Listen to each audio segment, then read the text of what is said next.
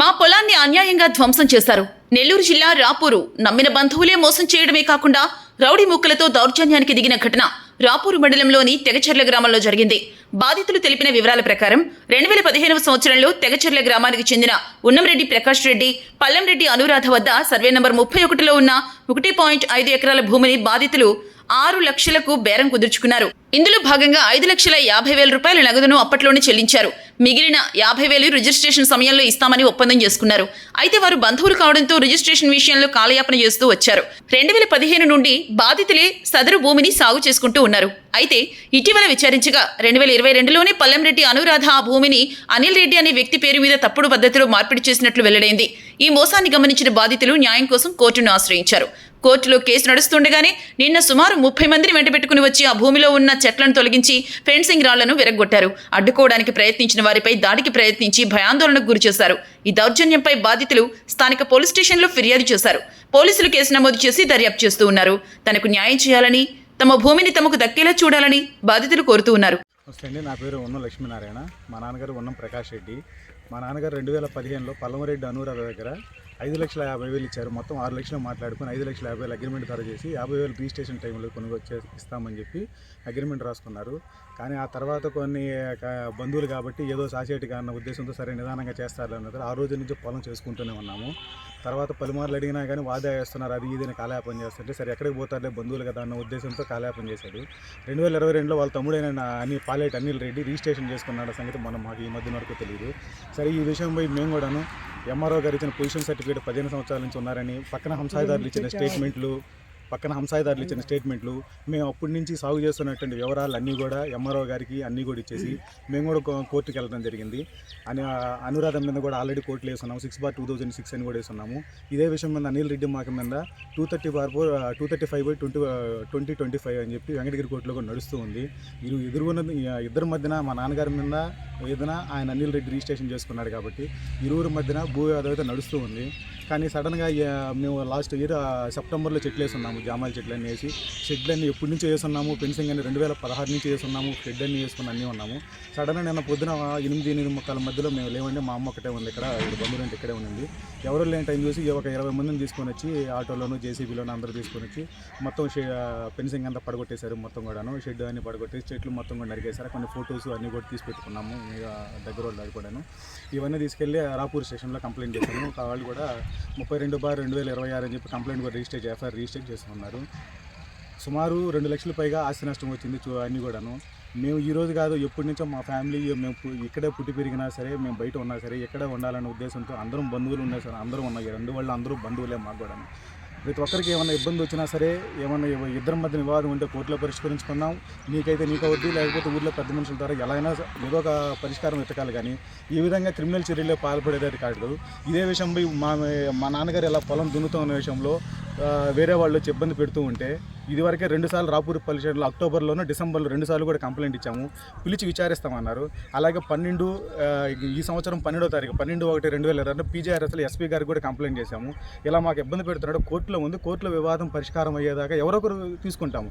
కానీ ఇలాగ ఊరుకోరనే మా ఇబ్బంది పెడుతున్నారు. వాళ్ళు వయసు రీత్యా పెద్దవాళ్ళు ఏమైనా జరిగితే మాకు ఇబ్బంది కదా, మేము బయట ఉంటున్నాం కానీ చెప్పి కూడా అన్నాము. దాని మీద కూడా ఎంక్వైరీ చేస్తామన్నారు. అలా ఎంక్వైరీ చేస్తున్న సడన్గా వచ్చి ఈ విధంగా వచ్చారు. నేను మా అమ్మ ఉండబట్టి ఆమెని దూరంగా పరిగెత్తబడిపోయి కాళ్ళు దెబ్బతినే ఉన్నింది. పొరపాటున ఏమన్నా చేస్తుంటే ఆవేశంలో తెలియదు కదా, ఎవరు వచ్చారో వాళ్ళు ఏ మత్తులో ఉన్నారో తెలియదు. ఏమన్నా జరిగి ఈ విధంగా సివిల్ వివాదం కాస్త క్రిమినల్ వివాదంగా మారి ఇంకా దాని ఏదో పెద్ద చేయాలనే ఉద్దేశంతో ఉన్నాడు. అసలు అతనికి ఏ ఉద్దేశంతో బిహేవ్ చేస్తున్నాడు కూడా తెలియట్లేదు. కూర్చొని పెద్ద మనుషులు ఉన్నారు, ఊర్లో ఉన్నారు. సరే నీకు పెద్ద మనుషులతో నా ఇబ్బంది లేదు, వాళ్ళ వల్ల నీకు జరగదు, మా వల్ల మా తప్పు ఉందో నీ తప్పు ఉందో, సరే పెద్ద మనుషులు రావట్లేదు, సరే కోర్టులో రావట్లేదు, నీకు ఇంకెక్కడ న్యాయం జరగాలనే ఉద్దేశం ఈ విధంగా చేస్తుంది. దానివల్ల న్యాయం జరుగుద్దా? ఇంకా మమ్మల్ని ఇలా ఈ విధంగా పెట్టేసి తల్లిదండ్రులు పెద్దవాళ్ళని ఈ వయసులో ఏమన్నా చేస్తే మేమేం చేయాలి? ఆ తర్వాత ఏమన్నా ఇరు వర్గాలు మా బంధువులని ఆవేశాలు పోయి ఎరువులు చెప్పి దాన్ని ఏమన్నా లేనిపోని ఇంకా సృష్టిస్తావా? మమ్మల్ని ఎందుకు ఇలాగా ఇబ్బంది పెడుతున్నాడో మాకు అర్థం కావట్లేదు. ఆఖరికి అసలు మేము ఫీల్డ్లో లేము, ఏమీ లేము. అఫిడవిట్లో కోర్టులో అఫిడవిట్లు ఈ జామాల చెట్లు మేమే వేసామని చెప్పి కోర్టులో వేస్తాడు. తీరా చూస్తేనేమో నిన్న కంప్లైంట్లో చూస్తేనేమో లేదు నా పొలం కాబట్టి నేను మొత్తం చేశాను, మళ్ళీ మా మీద రిటర్న్ కంప్లైంట్లు కూడా ఇస్తాడు. అసలు మేము ఏ రోజన్నా అతనితో ఒక మాట మాట్లాడింది ఏమీ లేదు. గత 6 సంవత్సరాన్ని అతని కోసం ట్రై చేస్తున్నాం మేము. ట్రై చేస్తున్నాం. కానీ నాకు వెళ్ళినప్పుడు 2021లో కూర్చొని దగ్గర కూర్చొని అన్నీ వచ్చి మా ఇంటికే వచ్చి చివరాఖరికి అదే మాట్లాడడం కూడాను. నా ఇంటికి వచ్చి ఇవన్నీ కాదు నేనే సమస్యలు పరిష్కరిస్తానని 2 లక్షలు కూడా తీసుకొని అతనే మళ్ళీ ఆ 2 లక్షలు తీసుకుని అతను రిజిస్ట్రేషన్ చేసుకున్నాడు.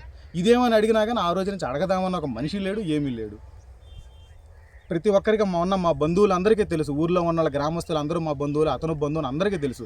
ఎవరు పరిష్కరించని లేడు. కూర్చోమంటే కూర్చోడు, రాడంటాడు, కోర్టులు చుట్టూ తిప్పుతుంటాడు.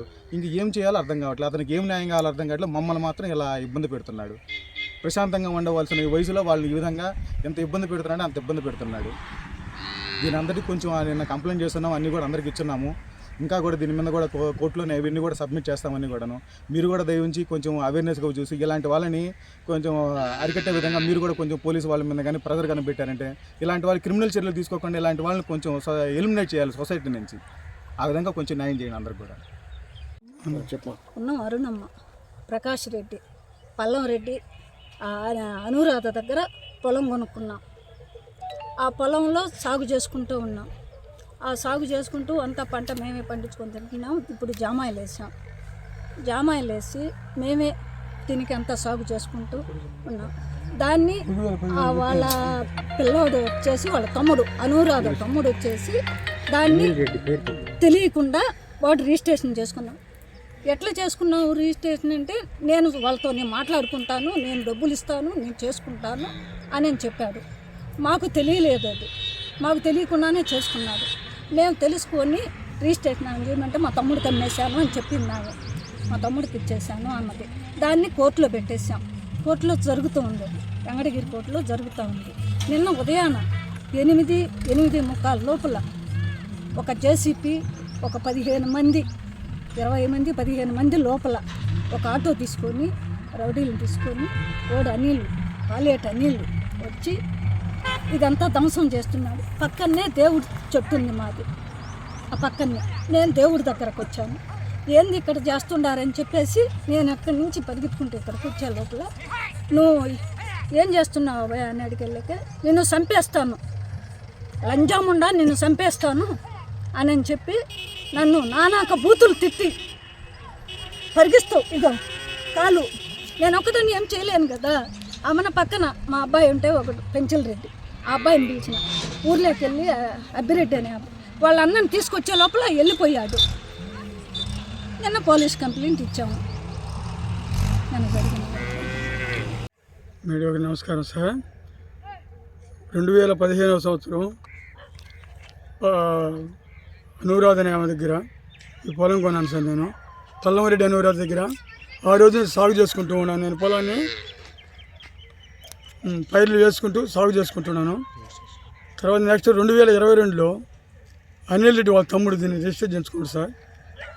అప్పటి నుంచి కోర్టు వ్యవహారం జరుగుతూ ఉంది సార్. ఇటీవల కోర్టు వ్యవహారం జరుగుతూనే నేను పైర్లు వేసుకుంటూ పంటలు పండించుకుంటా ఉన్నాను సార్.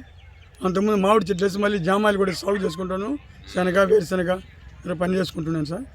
నిన్న ఉదయాన్నే 8:30 అప్పుడు 8:15 టైంలో వచ్చి మొత్తం నరికేసాడు, చెట్లు అనేది పెరికాడు, ఇవన్నీ ధ్వంసం చేయడం జరిగింది. ఫెన్సింగ్స్ ధ్వంసం చేయడం, అంతా ఒక 20 మంది మనుషులు కత్తులు తీసుకొని రావడం అంతా చేయడం. మా మిస్సెస్ చేయడం ఉంటే చంపేస్తా నేను నాకు వెంటనే వచ్చి మేము ఫోన్ చేస్తాం. వచ్చేటప్పటికి ఎక్కడ వాళ్ళు అక్కడ 20 నిమిషాల లోపల ఎవరు లేరు, జేసీపీ లేరు, మనుషులు లేరు, బండి ఎవరు లేరు సార్. ఇది ఎవరు చేశారని మీ అనుమానం? సార్ పాలేటి అనిల్ రెడ్డి వచ్చాడు సార్. నేను చూశాను సార్, మా మిస్సెస్ చూసింది కదా సార్. అనిల్ రెడ్డి సార్, పాలేటి అనిల్ రెడ్డి. అతనికి మీకేం సంబంధం? పొలం రిజిస్టర్ తప్పుడు రిజిస్టర్ చేసుకుని అతనే కదా సార్, వాళ్ళ అక్క ద్వారా. అనురాధనే వాళ్ళ అక్క, అనురాధకి నేను కొన్నాను. అతను 22లో రిజిస్టర్ చేసుకున్నాడు సార్. ఆ వివాదంపై ఈరోజు చేశారు. అవును సార్. ఎంత కొన్నా సార్ 5,50,000 ఇచ్చాను సార్. రోడ్డుకు వచ్చిన డబ్బులు కూడా రోడ్డుకు వచ్చిన డబ్బులు ఇంకా అమౌంట్ 50,000 చేస్తామని చెప్పి ఇదిగో అదిగో కాలయాపన చేసి నడిపిస్తామని సరే చేస్తా లేక అమ్ముకున్నాను సార్. 22లో ఇది మోసం చేశాడు సార్. 1.5 ఎకరా సార్. అడిగితే ఏం చెప్తున్నావు? ఇప్పుడేం మా తమ్ముడు ఎన్ని నేను చూసుకుంటాను ఇచ్చాను అంటుంది కదా సార్. ఆమె 22లో చేసేది సార్. ఆమె మాకు తెలియదు మొన్నటి దాకా.